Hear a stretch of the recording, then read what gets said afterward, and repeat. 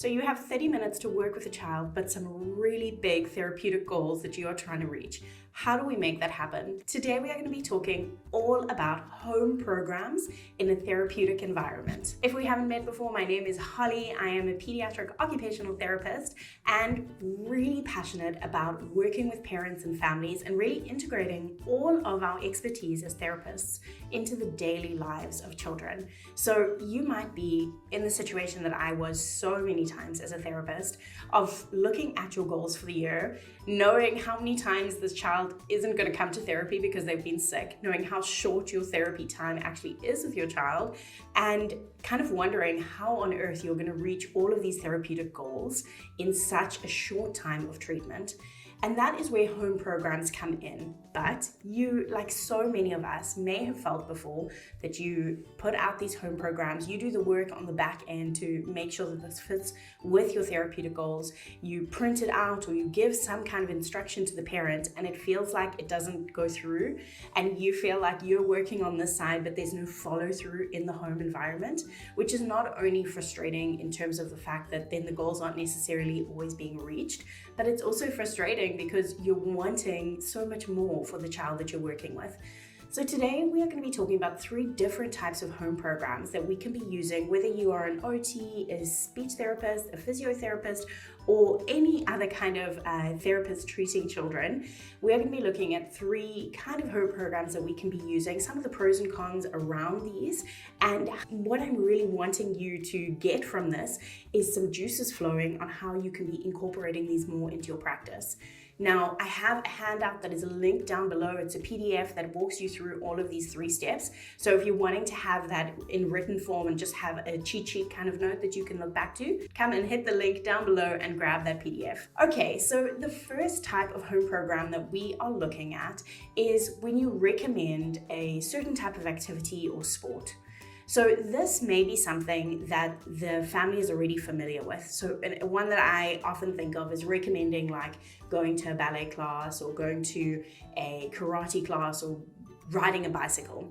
These are things that you're kind of recommending a little bit more loosely, but you're recommending that the family start incorporating this into their life because it will come alongside one of your therapeutic goals. So again, something like riding a bicycle may be something that is supporting your goal if your goal is balance. Something like reading a book at bedtime may be supporting the vocabulary that you are working on with the child. Some of the pros of this kind of instruction is that they can offer long-term exposure to a skill building opportunity. They also have the potential to provide many hours of that skill building exposure. So for example, if we look at the bike practice, when our therapy is, maybe 30 minutes a week when the child's not sick and when there's no extra things coming in and interrupting the schedule, whereas something like saying, okay, we really want you to push into learning how to ride a bike has the potential for the child to be practicing, say 3 hours a week for years to come. So it really has the potential to be building that skill in a way that we can't necessarily offer, or time that we can't offer for therapy. It also has the opportunity to grow with the child and family. So for example, if you're working with a younger child and say your recommendation is let's be doing more board games at home, maybe it's turn taking that you're wanting to support, or maybe it's frustration tolerance or something specific like that, and you're giving really specific instructions on the type of game that you would recommend for this age group for your child, as you know.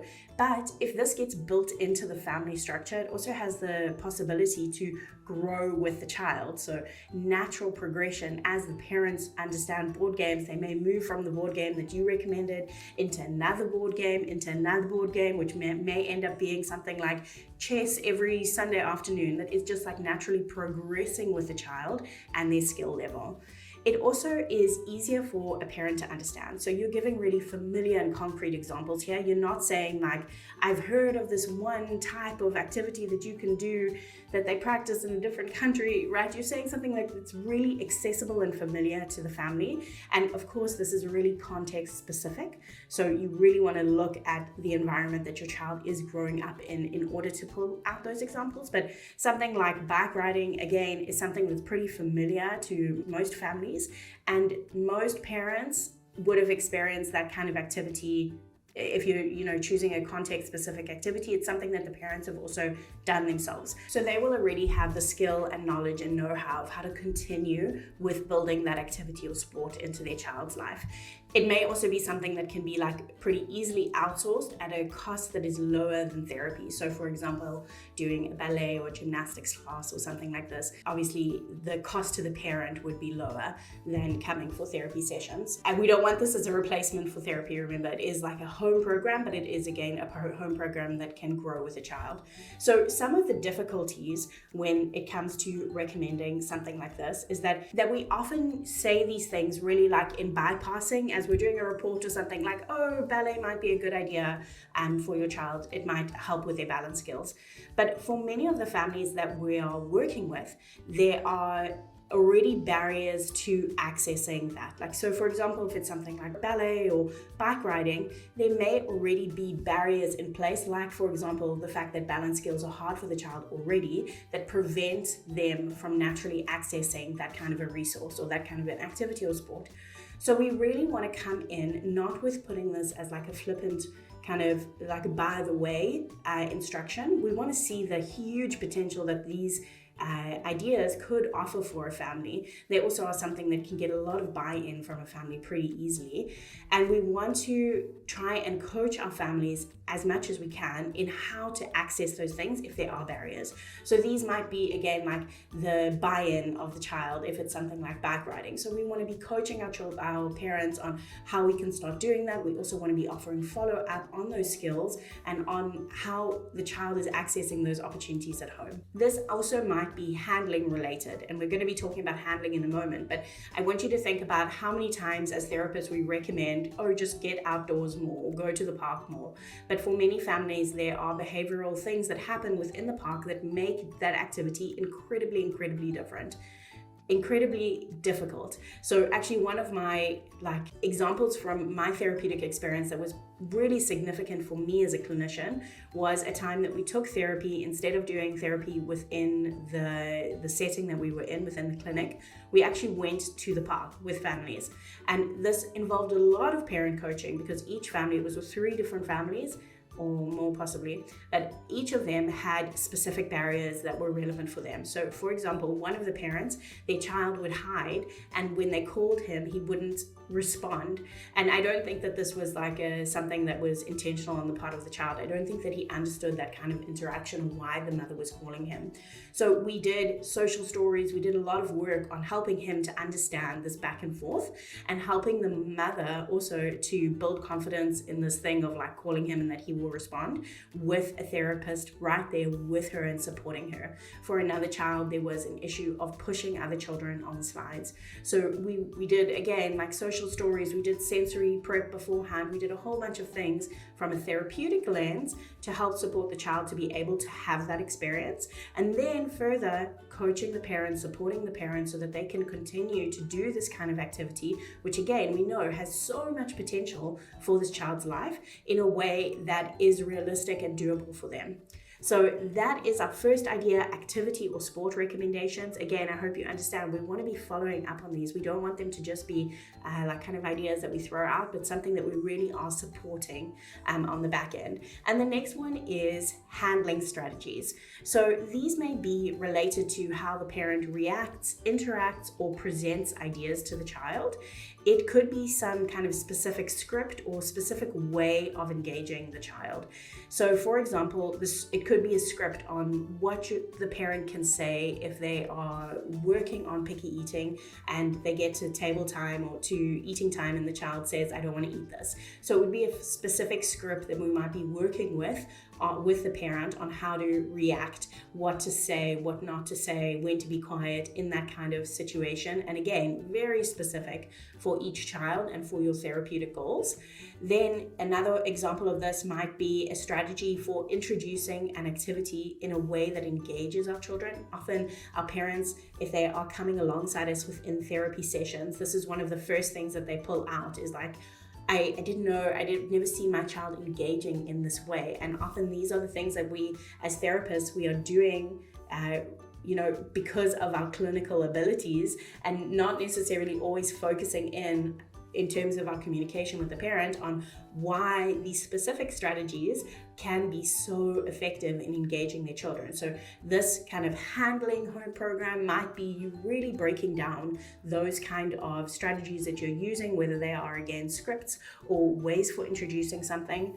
The pro of this kind of approach is that it gives the parent the opportunity to see the implication of the child's functional skills on their behavior or their performance from a bottom-up approach. So again, if you think about this, for example, a child that has a difficulty with sensory modulation and you're providing a handling strategy that supports the child, for example, with something like socks, that you're choosing the right kind of socks, you're explaining to the child before they put on the socks, all of this kind of thing, like the way that we're handling around something that is difficult for them actually gives the parent this whole new set of glasses to put on, that they are looking at the child at a bottom-up approach. This kind of understanding has the potential to have dramatic influence on the parent-child relationship dynamic and the role that the parent holds in their child's life for years to come and in different environments. So for example, if a parent can understand the handling strategy that works with their child that has difficulty concentrating, that isn't just going to have an impact on feeding time, right, or dinner time.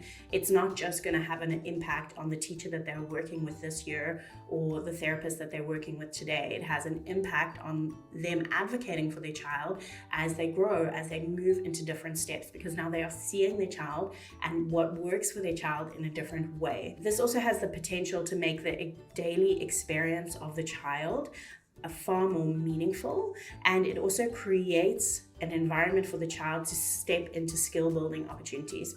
So let me give an example of something like going to the park again. If we are looking at our child strictly from a top-down behavioral approach, and every time that, say, they have to leave the park, we're putting on this kind of idea that you're a bad child because I've told you to go and you're not listening and you're disobedient, instead of understanding that maybe this child really needs a lot of support in frustration tolerance, maybe this is something developmental, maybe this is something that they actually really need to build a skill. So if we can really give the parent that understanding of each time they have this tantrum or each time this happens when we're leaving the park, we're taking one small incremental step towards building frustration tolerance. And every time that you as a parent are handling this in this specific way and building these little incremental steps, it is actually building into the bigger picture. It's like those small drops that are putting into the big pool. If we can give the parent that understanding, they also then are as a spin-off effect, taking the child into different circumstances because they are more willing to experience that because they know that they're building into something. And this comes into, really strictly behavioral things, but it also comes into so many more aspects of our children's lives.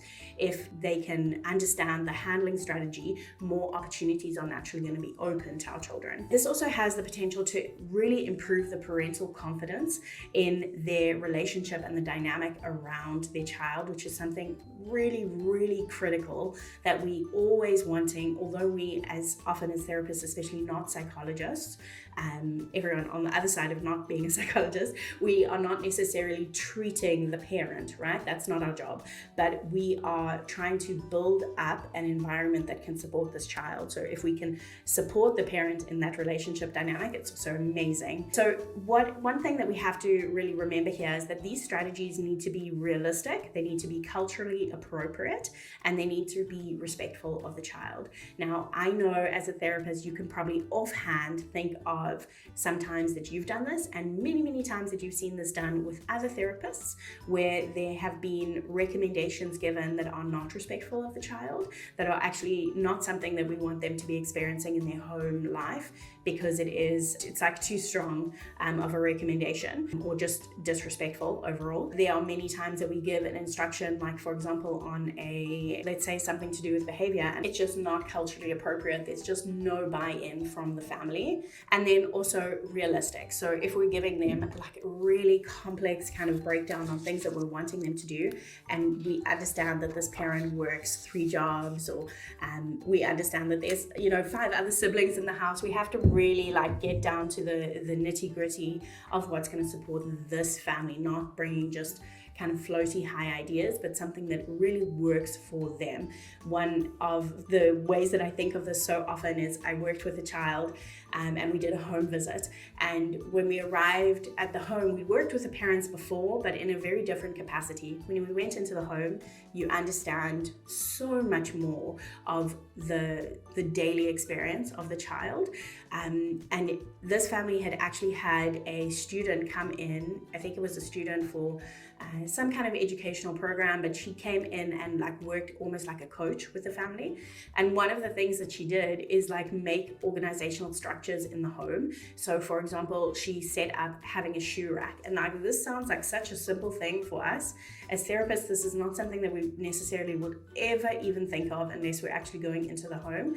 But having these simple organizational structures meant that the children got out of the door. There were 5 children. The parents worked long hours, and each child had their own specific set of needs. So something like a shoe rack, it meant that actually they found the shoes in the morning and the children got out of the house. For that family specifically, this was a huge step. So always we wanted to make our instructions realistic for the family and really like seeing where they're at. The other thing is that we need to make sure that when we're giving handling instructions, they are clear, they are fully understood by the parent, as in terms of the time that they should be doing this, like when they should be doing this, the duration of this handling strategy, and the reasons for using this handling technique. So I want to go back to an example that I hear a lot in terms of feedback from parents when it comes to speech and language therapy. Again, I'm not a speech and language therapist, but speech and language therapists often recommend like giving closed containers to increase the child asking or requesting to open. It's a great therapeutic recommendation, but often I've heard of parents, especially parents that are on social media interested in Montessori, for example, and they don't understand this concept. They feel like it's completely against what they see as their parental view of open shelves, of accessibility.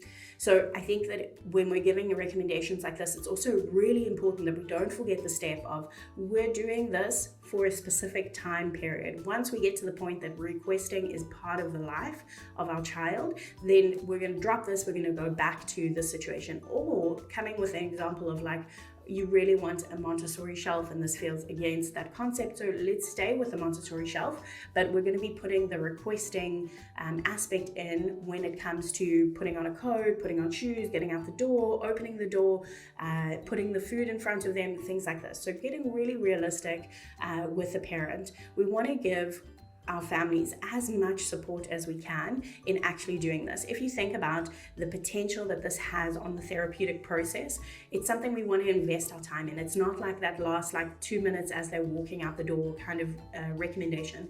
This should be something that is really part of the therapeutic process. And yeah, also including when potentially these kind of techniques are going to be stopped, and also giving the parent the freedom that sometimes parents think that it has to be 100% of the time that they're doing this in every situation. And sometimes our therapeutic goals are not like that. Actually, there's more of like an 80-20 rule. We understand that in certain environments, in certain places, it's not realistic for a parent to be expected to use this handling strategy. And that's okay, like giving them also that permission and understanding of the process. Okay, so we are now moving on to our third and final type of home program for this talk. And again, if you want this all written down so you can see it in front of you, you can come and grab the PDF that is linked down below. This one we are talking about specific tasks. So this is really what we would traditionally think of as a home program. It's something like using a worksheet or an app or a list of instructions that we are recommending be done at home. So this might be an example of like a list of or drawings of different activities that we want a child to do for core strength. It might be an app that we are recommending for visual perceptual activities. It might be a worksheet on phonics or sound practice. So the pro of this kind of approach is that it has a visual and concrete nature. Often it's like something that we are like physically handing over to the families. So they have that understanding of like, this is now my responsibility. Like that there's actually an understanding that there's something expected of them instead of like a recommendation, oh, you should say this when they ask this. kind of thing. It's a bit more concrete. They also have many kind of pre-built programs that we as therapists can access. So if you go to like Teachers Pay Teachers or specific apps or things like this, I'm sure everybody has their ones. Actually, you can leave, if you have any programs that you leave down below, that you, maybe an app or something that you access that is part of the internet, then leave it down below so we can also have a see. But often these are like pre-built programs, so as therapists it's a little bit easier to kind of access. It lessens our workload as well, and they are a bit easier to monitor because it is a little bit like, have you done this, tick, or you can be giving the parent a workbook or some kind of monitoring sheet that they are doing as well. The con of these kind of home programs that are really specific tasks is that they don't always get done, and it sometimes then can create like kind of a poor dynamic between the therapist and the parent. Sometimes these are things that we need to just work on the interpersonal like management for ourselves, but sometimes there can be a lot of things that are like unsaid things that are floating in the air when it comes to these home programs. So I think that one of the reasons that happens is because we really need the parent buy-in first, and sometimes again because we just don't have enough time within our therapy structures, we can have like just, I handed over the worksheet, I did it, without doing that first step of really getting the parents buy-in on this activity, and really for them to understand the program first. So again, understanding the program in terms of what it does today, what it works on in terms of our one very specific therapeutic goal, but also the implication of that across the child's lifespan. We also want to have more focus being placed on training the parent to structure their time so that the thing gets done. So for example, if we are wanting them to do a specific worksheet, say it's something that we're like, doing kind of a drill of different exercises or different maybe like words that they're saying, we're wanting not just that we've given it to the parent, but that we've talked a little bit about how they can make sure that this actually happens. So for example, that might be something like, depending on the family and the situation and what works best for this family, we really need to look specifics on the families that we're with. It might be something like putting the sheet on the fridge and doing it while, like after breakfast every morning. It might be something that we stick on the mirror, so while they're brushing their teeth, they're already doing that. So we're looking at like habit stacking for our families, and that only happens when we understand our families' habits. So I hope that this was helpful for you. There is a PDF link down below, come and grab it, and I will see you in the next video.